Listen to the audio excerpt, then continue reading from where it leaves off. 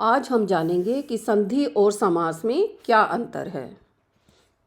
समास में दो पदों का योग होता है, अर्थात दो पद आपस में मिल जाते हैं, और संधि में दो वर्णों का योग होता है। दूसरे शब्दों में संधि जहाँ वर्णों के मेल पर निर्भर करती है, वहीं समास पदों के मेल पर निर्भर होता है। जैसे विद्यालय, और इसका संधि विच्छेद होगा विद्या जमा आलय।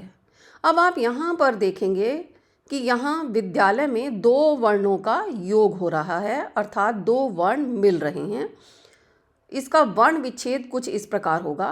व के नीचे हलंत लगाएंगे, जमा ई, जमा द के नीचे हलंत, जमा य के नीचे हलंत, जमा अ, जमा आ, जमा ल, जमा अ, जमा य, जमा अ। अब आप यहाँ पर देखेंगे कि दो वर्ण आपस में मिल रहे हैं, अ जमा आ मिलकर एक आ बन रहा है। तो इस प्रकार से संधि दो वर्णों का योग है। और यहाँ समास देखेंगे डाकघर, इसमें दो पद हैं। पूर्व पद है डाक और उत्तर पद है घर।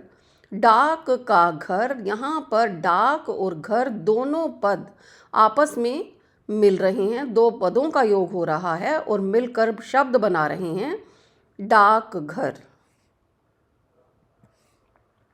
संधि और समास किसी भाषा में नए शब्दों की रचना करते हैं और साथ ही शब्द संक्षिप्तीकरण भी करते हैं। संक्षिप्तीकरण, अब आप यहाँ पर देखें कि विद्या जमा आलय दो शब्द हैं और दोनों को संक्षिप्त करके बन गया है विद्यालय।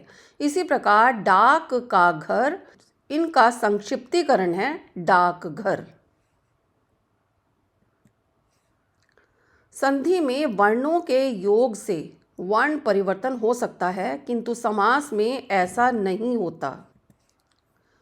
संधि का शाब्दिक अर्थ जोड़, मिलन या समझौता होता है। उदाहरण, नव जमा उदय, नवोदय। समास का शाब्दिक अर्थ संक्षेप होता है। उदाहरण देखें, राजा का पुत्र, और इसका समस्त पद बना राजपुत्र। संधि में दो वर्णों के मेल से विकार की संभावना रहती है और समास में दो पदों के मेल से उनमें संयोजक चिन्ह ही लुप्त हो जाता है। संधि में दो वर्णों के मेल और विकार की गुंजाइश रहती है, जबकि समास को इस मेल या विकार से कोई मतलब नहीं रहता है।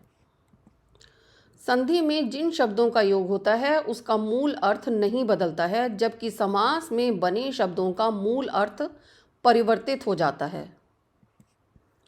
संधि विच्छेद में जोड़ अर्थात जमा का चिन्ह लग होता है और समास में जोड़ अर्थात जमा का चिन्ह नहीं होता है।